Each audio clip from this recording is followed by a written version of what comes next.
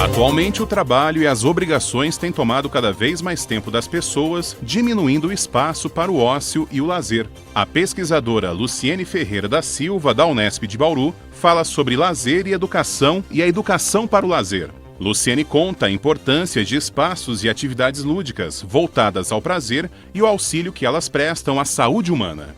O Ciência Sem Limites começa agora. Está no ar o Ciência Sem Limites. Como vocês puderam ver na abertura, o assunto do programa desta semana é lazer e educação. Para falar sobre esse assunto, ao nosso lado está a professora e pesquisadora Luciene Silva, do Departamento de Educação da Faculdade de Ciências do campus de Bauru da Unesp. Professora, prazer em tê-la no Ciência Sem Limites. Prazer é meu. Antes da gente entrar no tema, que foi a abertura e anunciado, qual é a sua formação acadêmica? Eu sou professora de Educação Física, sou licenciada, né, e desenvolvi estudos na área da educação. Meu mestrado foi na área de Políticas Públicas, mestrado em Educação.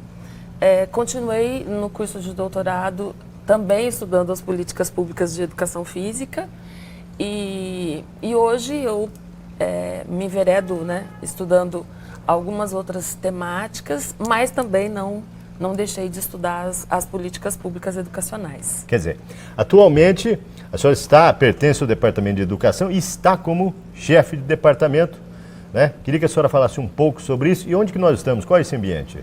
Então, nós estamos aqui num ambiente muito agradável, né? É um jardim temático do Departamento de Biologia, que compartilha conosco esse espaço. Que é anexo, né? Praticamente.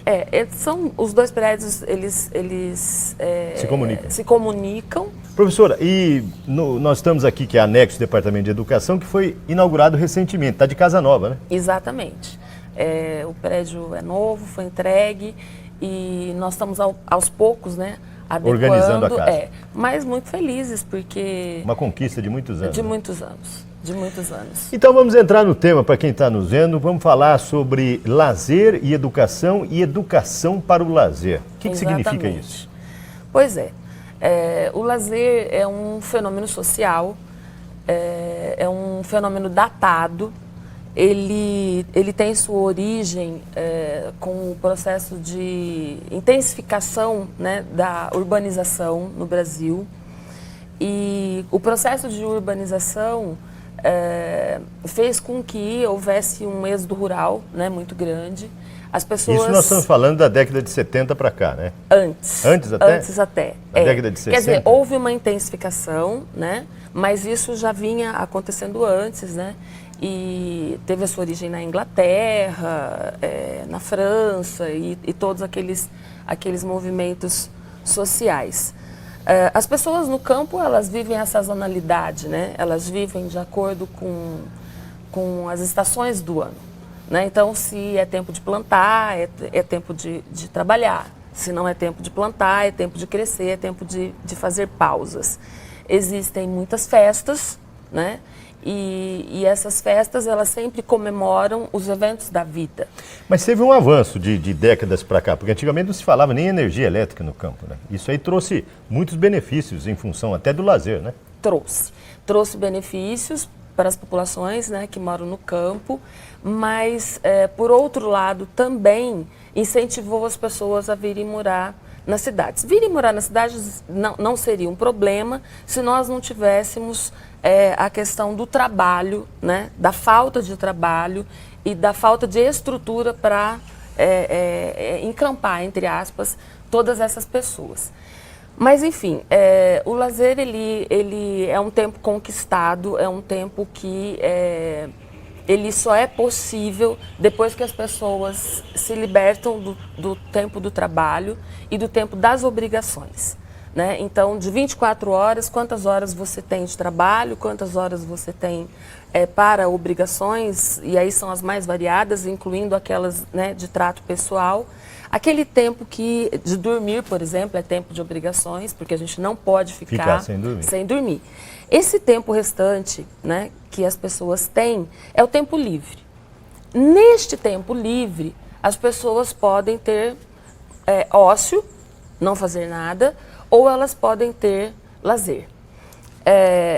O ócio em alguns lugares do mundo e o tempo livre são expressões sinônimas. No Brasil, não. No Brasil, nós usamos lazer. Ócio e tempo livre. Quer dizer, só para quem está nos vendo, o ócio é não fazer nada, não pensar em nada e tal, ficar ali na boa.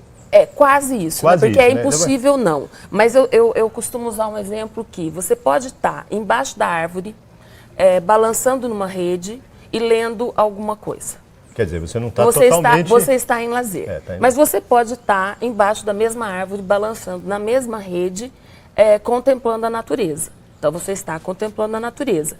Mas você pode estar ali simplesmente com os seus pensamentos. Estar com os seus pensamentos já significa um movimento. Então, assim, ficar realmente em ócio para os seres humanos é muito difícil. Tem sido cada vez mais difícil, né? Porque senão... o que acaba ocorrendo é que as pessoas dormem. E dormiu, aí entra no tempo das obrigações. Nós temos notado que com o avanço do mundo capitalista, das tecnologias, as pessoas trabalham mais, se ocupam mais e têm menos lazer. É isso, é verdade? Há um aceleramento, né, muito grande das atividades e também um acúmulo de atividades. Então, nós tínhamos uma média de 12 horas de trabalho diárias, esta média já subiu para 14. 14 horas? Em média, né? Mas tem pessoas que extrapolam muito, porque nós temos muito trabalho informal e porque, além do trabalho informal, nós temos a dupla jornada. Então, as mulheres, por exemplo, é muito comum executar a dupla jornada. Você conta o trabalho delas, e tem em casa mas também. A hora que elas chegam em casa, não só as mulheres, muitos homens tem homens também. Tem 2 empregos também. Exatamente. Né? Tem pessoas que têm até 3, né? Então, tem um processo de acúmulo de trabalho muito grande. Com essa coisa da desorganização do tempo social, muito trabalho, muitas obrigações, pouco tempo livre, as pessoas acabam abdicando, abrindo mão do lazer. Vamos falar sobre isso, nós estamos chegando no final desse bloco. No bloco seguinte, vamos destrinchar essa parte aí da pessoa abrir mão desse lazer.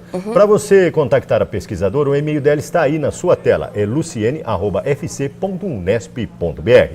Se quiser conhecer um pouco mais sobre o Departamento de Educação, www.fc.unesp.br, clique em Departamentos, você vai localizar o Departamento de Educação. Se quiser interagir conosco, o e-mail está aí na sua tela, cienciasemlimites@tvu.unesp.br. E para rever os nossos programas, www.tv.unesp.br. Um breve intervalo e voltamos já já. Um instante só.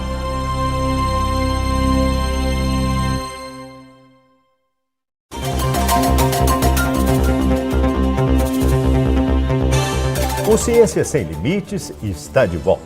Como vocês puderam ver, o assunto do programa desta semana é lazer e educação. Ao nosso lado está a professora e pesquisadora Luciene Silva, do Departamento de Educação da Faculdade de Ciências do campus de Bauru da Unesp. Professora, nós encerramos o bloco anterior falando de lazer e tempo social e atividades. Como é que as pessoas podem melhorar esse lazer nesses tempos tão atribulados? Pois não é possível que isso ocorra sem que elas sejam educadas, né? Então, prepondera na nossa sociedade, nas nossas escolas, no nosso modelo social capitalista, a educação para o trabalho. No entanto, se houver a possibilidade dentro da escola, em aulas de educação física, em aulas de arte e em outras aulas, em outras disciplinas, né, em outros componentes curriculares, a preocupação em educar as pessoas para o lazer, nós teremos condições de vincular o lazer à educação e à saúde. Porque está tudo interligado, né? Exatamente. É impossível você falar em saúde sem que as pessoas tenham educação para fazer a gestão do seu tempo, para poder... a sua própria gestão. Né? Exatamente. Então, dentro dos estudos do lazer, nós temos alguns grupos de interesse que, na verdade, eles existem para facilitar didaticamente o trato. Por exemplo? Então, nós temos os grupos de interesse turísticos, os grupos de interesses manuais, artísticos, físico-esportivos, intelectuais e o grupo de interesses sociais. esses grupos, eles estão interligados, mas geralmente as pessoas têm hobbies, né? O hobby é importante para a pessoa? Extremamente importante. Por quê? Porque o hobby, ele proporciona evasão. Então, Uma espécie de fuga do estresse? Ela naturalmente, ela se preocupa com aquilo de uma maneira muito intensa. Ela entra naquilo, né? Exatamente. Ela mergulha. Cai de cabeça ali. Ela mergulha. Então, ela não pode ficar... Porque, veja bem, o lazer... Sem praticar o hobby. O lazer não pode ser episódico apenas. Com data marcada, com horário. Então você fala assim, no final do ano eu terei férias. Aí você eu vou vai pra tal ficar... lugar. Não. Isso, na verdade, tem uma relação muito próxima com o lazer mercadológico, né, que está ligado à indústria do entretenimento, que aí já tem uma outra vertente, mas o lazer para a saúde, o lazer educação, este que desenvolve a pessoa, está relacionado com aquilo que ele consegue fazer todos os dias. Eu gosto de pintar, eu gosto de desenhar, eu gosto de cantar, eu gosto de andar de bicicleta, eu gosto de caminhar. Esse é um hobby salutar. Não importa, colecionar alguma coisa. Colecionar objetos, cuidar de animais, andar de bicicleta, cuidar de plantas, cuidar dos jardins, enfim, tem uma variedade muito grande. E esses grupos que eu acabei de citar, quando a pessoa ela consegue ter interesse por mais de uma atividade e ter interesse por todos os grupos, é muito difícil essa pessoa adoecer. Quando eu digo doenças psicossomáticas, né? Não estou falando das doenças genéticas ou aquelas outras, né? Mas as psicossomáticas. Por exemplo, uma depressão, aquelas que né? são episódicas e decorrem do modo de viver muito acelerado, dos índices elevados de estresse, a produção de cortisona, a produção de adrenalina, né? Toda a calma. Né? Então, tem um autor que é um clássico da área do lazer, que é o Geoffrey Dumas-Edier, que ele, em uma das suas obras, isso é bastante clássico, ele diz que o lazer precisa ter 3 Ds. O D de descanso, o D de divertimento e o D de desenvolvimento. Então, todas as vezes que eu estiver, de fato, no lazer, eu estou nos 3 Ds. Ao mesmo tempo que eu me divirto, eu me desenvolvo e eu descanso, porque o descanso é necessário, né? Nós não podemos ficar nessa roda viva, né? Que é prejudicial para o desenvolvimento da pessoa e, lógico, né? Para a sua saúde. Professora, estamos chegando aqui ao final desse bloco, mas a gente tem que falar sobre políticas públicas, né? O que a senhora tem a destacar sobre isso? Como é que as políticas públicas têm auxiliado no lazer e para a melhoria da qualidade de vida? Pois é, João. As políticas públicas de lazer, elas ainda são bastante tímidas no nosso país. Nós estamos vivendo um momento de retrocesso, né? Tivemos aí alguns projetos interessantes, como o projeto Mais Educação, o projeto da Rede C10, alguns projetos na área de esporte que vinculavam o lazer, porque eram projetos de esporte educacional ou esporte participação, que é, né, o viés com o lazer. Essas políticas, elas estão paradas, né? Elas estão... Por quê? Falta verba, falta orçamento? Eu acho que ela decorre um pouco mesmo da prioridade, né? Não há essa perspectiva, não há essa prioridade dessa educação. É só para fazer um parênteses, se não investe em saúde, como é que vão investir em lazer, né? É impossível, porque ou você faz uma saúde de fato, a saúde de fato é não adoecer, depois que adoeceu não é mais saúde. Então, tudo que puder ser feito em termos de organização da vida das pessoas, de controle dos fatores que são, digamos... essenciais ali até para... que desfavorecem, que prejudicam a saúde das pessoas, depois que elas adoecerem, você vai para a indústria do medicamento. Então, prevenir, né, é sempre fator de saúde. E aí as políticas elas estão... E é em todos os segmentos, federal, estadual, municipal? Sim. Aí nós temos um outro problema. As políticas federais, né, elas foram, né, nas últimas gestões um pouco mais incidentes, no estado de São Paulo bastante precárias, e nos municípios alguns municípios. Então, por exemplo, no estado de São Paulo, as universidades que tinham pesquisadores na área de lazer, que tinham programas de pós-graduação, que tinham linhas de pesquisa, que produziam na área, conseguiam, né, desenvolver projetos. Estamos chegando no final, vamos falar sobre os estudos nessa área que a senhora está comentando no bloco seguinte. Ótimo. O Ciência Sem Limites vai para um breve intervalo. No bloco seguinte, a gente continua conversando sobre lazer e educação. É um instante só, voltamos já já.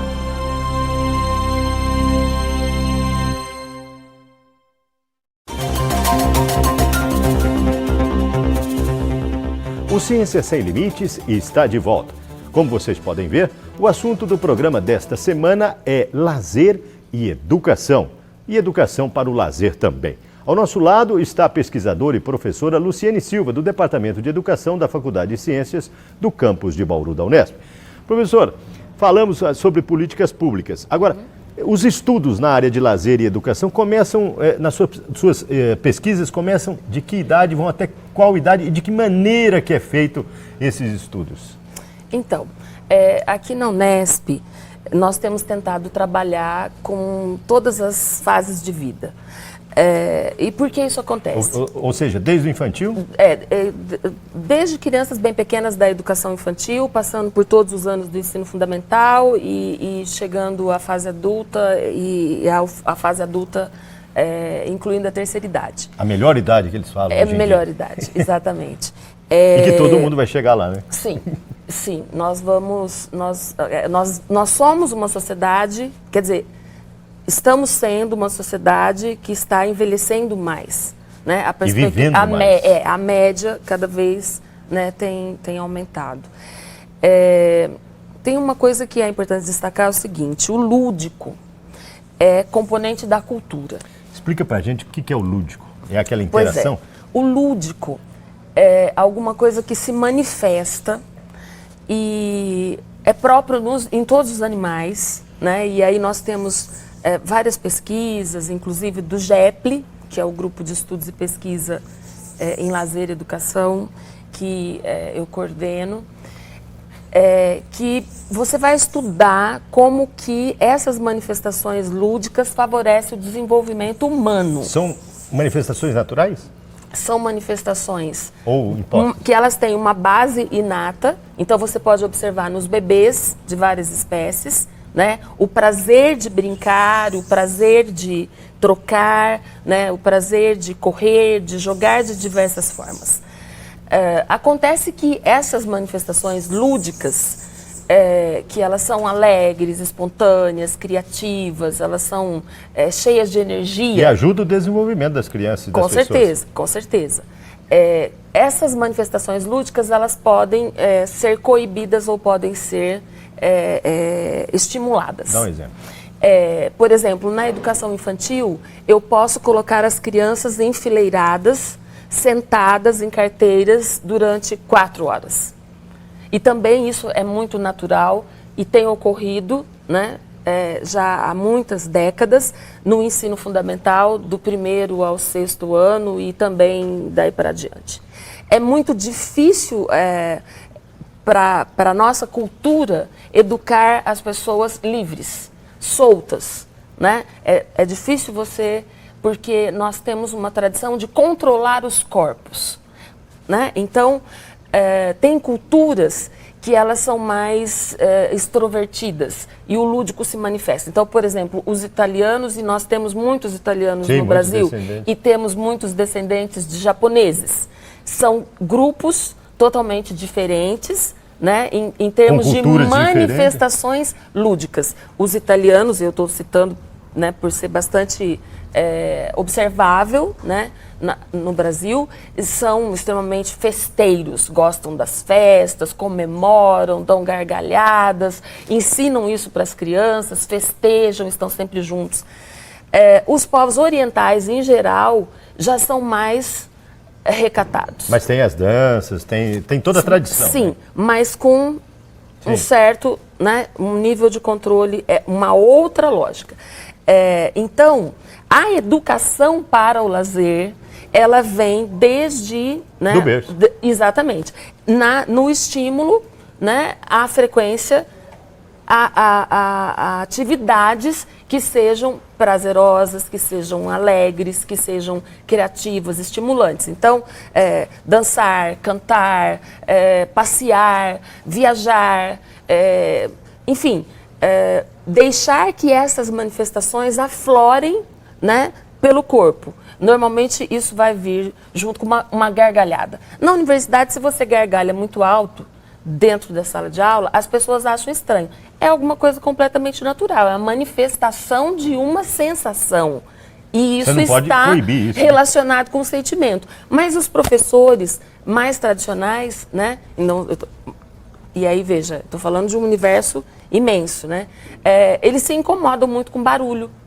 O barulho é alguma coisa que incomoda muito as pessoas na escola. Mas a escola é um lugar barulhento. É barulhento. No começo da nossa conversa, a senhora falou da melhor idade. E esse lazer para a melhor idade? Então, as pessoas da terceira idade, elas têm oportunidade ao longo da vida de serem mais lúdicas ou menos lúdicas. Então, tem profissões que tolhem muito. A pessoa chega nessa fase de vida com muita dificuldade de se relacionar, com Tanto é que eles aposentam da vida, mas da função, do trabalho, mas não da vida, né? Não. E alguns, principalmente os homens, para você ver como ainda vivemos uma sociedade que o homem trabalha mais e ele é mais cobrado, né? As mulheres vêm para os programas de universidade aberta da terceira idade, participam... Aprende computação, faz um monte de atividade. Elas gostam de passear, de viajar, de ficar junto com as colegas, saem no final de tarde, vão para uma exposição de arte, vão ao cinema, né? Elas têm lazer. Os homens têm menos lazer. Os homens adoecem mais e morrem mais. As mulheres ficam sozinhas. Então, hoje nós temos grupos de mulheres que vão para bailes. Elas chegam nos bailes, elas dançam entre elas. Sim. Né? Elas se interagem. Então, hoje, eu percebo que os grupos de terceira idade, e eu fui professora de pessoas da terceira idade na universidade durante 12 anos. Durante esses 12 anos, eu aprendi muitas coisas, né? Porque eu trabalhava com os grupos de interesse, mas as pessoas diziam muito sobre a vida, sobre o que é de fato a vida, né? E o trabalho faz parte da vida, mas não é a vida, né? Eu posso me realizar no meu trabalho e me realizo, e muito provavelmente você também se realiza. Mas o nosso caso, os nossos casos, não são a maioria dos casos, né, que a gente tem na sociedade. Estamos chegando no final do nosso bate-papo. O que eu não perguntei que a senhora gostaria de destacar? São os eventos que vocês organizam, são a parte de estudos, do lazer, enfim. Sim. João, eu queria deixar claro que a área de estudos do lazer, ela vem crescendo, ela sofre alguns retrocessos, né, por conta de políticas, né, enfim. Mas os projetos de pesquisa e indissociados, né, da extensão, eles têm sido primordiais para nós aqui, para criar essa cultura, né? Então, nós desenvolvemos sempre, em média, de 3 a 4 projetos ano, mais os projetos de iniciação científica, mais a orientação de outros trabalhos, além dos projetos de organização de lazer e cultura, que o GEPL faz no Congresso Brasileiro de Educação, no Congresso de Avaliação Educacional, no Congresso Brasileiro de Educação Física. Perfeito. Enfim, em vários eventos, nós temos tentado levar para as pessoas o belo, né? Não esteticamente apenas belo, mas aquilo que desperta sensações, né? Então, o educador, a educação, ela não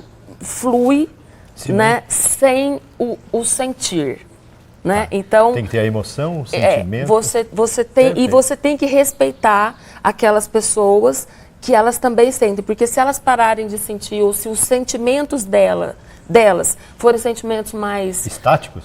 Amargos, mais, né? Duros, né? Elas sofrerão com isso. Parabéns e sucesso, e que possamos ter uma sociedade melhor com as suas pesquisas e as suas atividades. Muito obrigada. Para você contactar a pesquisadora, o e-mail dela está aí na sua tela, luciene@fc.unesp.br. Para conhecer um pouco mais sobre a unidade, www.fc.unesp.br. Clique em Departamento de Educação, você localiza a pesquisadora. Para rever os nossos programas, www.tv.unesp.br. E você pode baixar o aplicativo Unesp TV para Android e iOS e assista a nossa programação em qualquer lugar. Ponto final em mais um Ciência Sem Limites. Na próxima semana, uma nova pesquisa, um novo pesquisador. Esperamos por você.